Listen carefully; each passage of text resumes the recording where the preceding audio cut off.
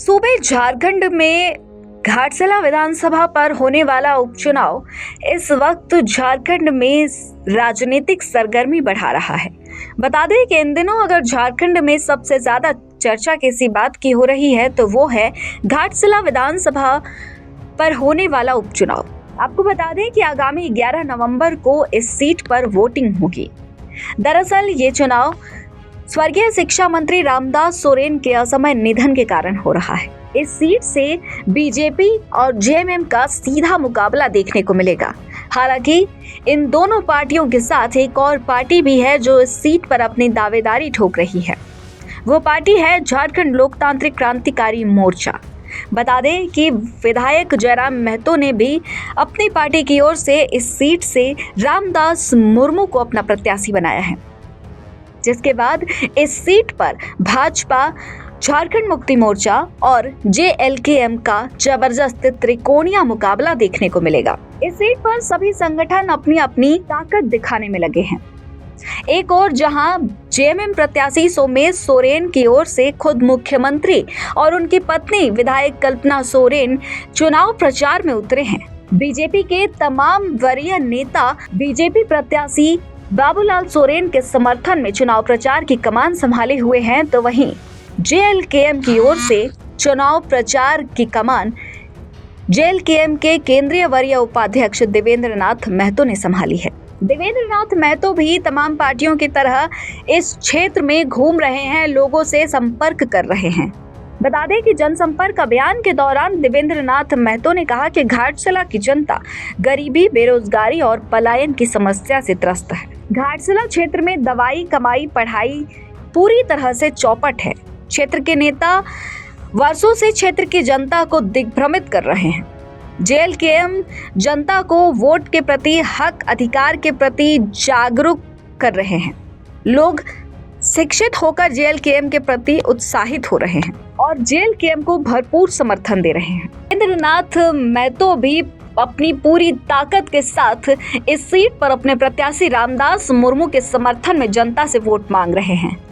जैसा कि आप सब जानते हैं कि पिछले विधानसभा चुनाव में भी जेएलकेएम ने बीजेपी और जेएमएम दोनों के समीकरण को थोड़ा थोड़ा बिगाड़ा था। हालांकि इसका ज्यादा असर बीजेपी पर पड़ा। इस बार यह देखना दिलचस्प होगा कि जेएलकेएम प्रत्याशी किसी का समीकरण बिगाड़ते हैं या फिर खुद अपने लिए विधानसभा का रास्ता खोलते हैं। ये देखने वाली बात होगी। जैसा कि मालूम है, घाटशिला उपचुनाव आगामी 11 नवंबर 2025 को होना है। जैसे तिथि नज़दीक आ रही है, सभी पार्टियों का प्रचार प्रसार तेज होता जा रहा है। पूरा चुनावी बाजार गर्म होता जा रहा है।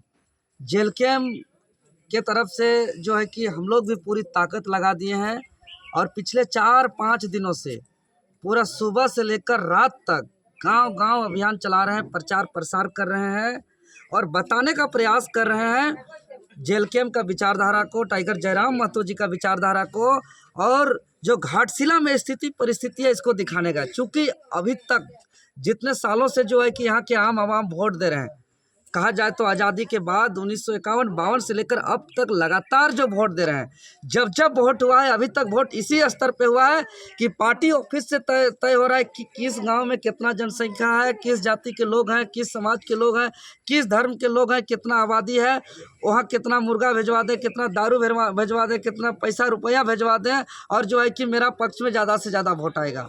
तो हम लोग आ करके बताने का प्रयास कर रहे हैं, समझाने का प्रयास कर रहे हैं एक आम आदमी को, क्योंकि एक आम आदमी को वोट का ताकत का अधिकार जो है उसको जागरूकता से, उसको ज्ञान से उसको दूर रखा गया है। इसीलिए वो वोट किसको देना है, कौन किसको, कैसे आदमी को जनप्रतिनिधि बनना है, वो सोच नहीं पाया है। जैसे कि कुआं का जो एक मेढक होता है, उस जो मेढक कुआं में जन्म होता है, जो मेढक कुआं में बड़ा होता है और जो मेढक कुआं में मरता है, उस मेढक को अगर पूछिएगा कुआं कितना बड़ा है तो वो कुआं से बड़ा दुनिया देखा नहीं है तो कुआं उतना बोलेगा। कोई उसको बताएगा कि समुंदर कुआं से बड़ा है, तो वो मेढक विश्वास नहीं करेगा। वो मेढक उसको बोलेगा कि आप झूठ बोल रहे हैं, कुआं से बड़ा समुंदर हो नहीं सकता है, क्योंकि ये दुनिया कुआं जितना बड़ा है उतना ही बड़ा है, और कुआं भी अपने जगह सही है, मेढक भी अपने जगह सही है, क्योंकि वो संपूर्ण जीवन वो कुआं में ही रहा है। तो उसी प्रकार एक आम जनता को अभी तक बताया ही नहीं है कि आपका वोट का अधिकार से आपका ब्लॉक ठीक हो सकता है, आपका स्कूल सुधर सकता है, आपका हॉस्पिटल सुधर सकता है, आपको रोजगार मिल सकता है, आपको जो है कि करप्शन दूर हो सकता है, या कानून का राज आ सकता है, डर भय खत्म हो सकता है। ये बताया ही नहीं है। इसीलिए हमेशा डरा करके, धमका करके, लोभ लालच दिखा करके यहाँ वोट लेता है। और एक वोटर को भी लगता है कि एक जनप्रतिनिधि का काम यही है, शोषण करना। उसको कभी नहीं महसूस हुआ कि यहाँ दवाई, पढ़ाई, कमाई जो चौपट है इसको ठीक करना उसका काम है। जो भ्रष्टाचार, अफसरशाही, तानाशाही हावी है, इसको कंट्रोल करना उसका काम है। ये जनता समझ ही नहीं पाया था। तो हम लोग आ करके सबको समझा रहे हैं, गांव गांव घूम घूम के हम लोग सबको समझा रहे हैं कि एक आम आदमी अगर कोई ठेला या कोई दुकान या कोई होटल में कोई भी सामान जा कर के खरीदता है, चाहे वो समोसा खरीदे, पकौड़ी खरीदे, तो वो सोचता है कि ठंडा है कि गर्म है। कोई चप्पल खरीदता है या शर्ट, गंजी, कपड़ा कुछ भी खरीदता है, तो वो 5-10 बार वो चेक करता है कि जितना रुपया दे रहे हैं उसके हिसाब से वो कपड़ा सही है कि नहीं है। अगर गांव घर में कोई प्लस्तर करने वाला मिस्त्री हो, कोई छान छाड़ने वाला मिस्त्री हो, कोई धान काटने वाली खोजने वाले की बात हो, या हॉल चलाने वाला कोई मजदूर खोजने की बात हो, सब कोई तेज तरार खोज के लाते हैं। लेकिन हमेशा जनप्रतिनिधि चुनते समय गड़बड़ करते हैं, क्योंकि आज तक कोई जागरूक किया ही नहीं कि एक बेहतर विधायक हम चुनते हैं तो हमारा ज़िंदगी कैसे सुधरेगा। इसलिए हम लोग आज आकर के वोट का महत्व को बता रहे हैं।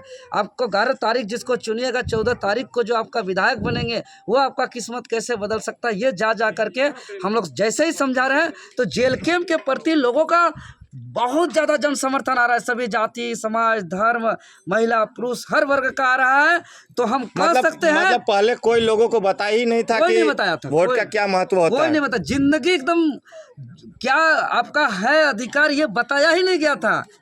कि ऐसे महसूस कराया जा रहा है कि अब राजतंत्र में है, कि भाई जिसका पैसा है, जिसका हेलीकॉप्टर है, जिसका बहुत ज़्यादा ताना माना है, वही चुनाव जीत सकता है, वही नेता बन सकता है, उसी के लिए है।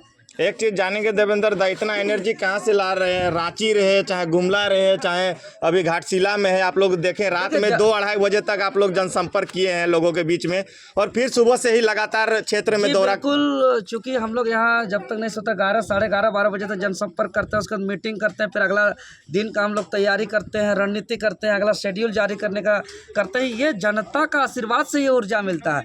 क्योंकि हम लोग आज देखिएगा तो हम घर को छोड़ दिए हैं, और आज पुलिस का लाठी हो या FIR हो, सब कुछ झेल करके हमारा अंतिम इच्छा यही है कि हमारा जनता जागरूक हो जाए। कल देवेंद्र नाथ महतो रहे या नहीं रहे, वे कुछ भी हो जाए, ये जनता अगर जागरूक हो जाएंगे तो उसका अधिकार को बचा लेंगे। हम यही सोच के साथ हम निकले हैं, और हमको इतना ऊर्जा मिलता है। और लोगों से जो जन समर्थन मिल रहा है, हम स्पष्ट कह सकते हैं कि NDA और इंडिया गठबंधन का सुपड़ा साफ होने वाला है घाटशिला में इस बार। निश्चित है, बिल्कुल सुपड़ा साफ होगा भाजपा JMM का घाटशिला में। और ऐसा भी घाटशिला इतिहास रचता है। आप देख रहे हैं अभी झारखंड नवनिर्माण का हम लोग लड़ाई लड़ रहे हैं। जब अलग झारखंड राज्य का जब लड़ाई लड़ा जा रहा था, जब आंदोलन हो रहा था, नौजवान इसी तरीके से गांव-गांव जा कर के जब संघर्ष कर रहे थे, तो सबसे पहले याद दिलाएंगे इतिहास को कि 1990 का चुनाव, जो इससे पहले 4-4 सालों तक लाल झंडा का परचम था यहाँ, लेकिन जब अलग झारखंड की बात आई, सभी लोग एकजुट हुए। और उगता सूरज सूर्य सिंह बेसरा जो एक नौजवान थे, जो आंदोलन को नेतृत्व कर रहे थे, जो निर्दलीय प्रत्याशी के रूप में थे, जिसका बूथ में कमेटी नहीं था, जिसका जिला पंचायत प्रखंड में कमेटी नहीं था, और वो एक बहुमत से चुनाव जीते थे।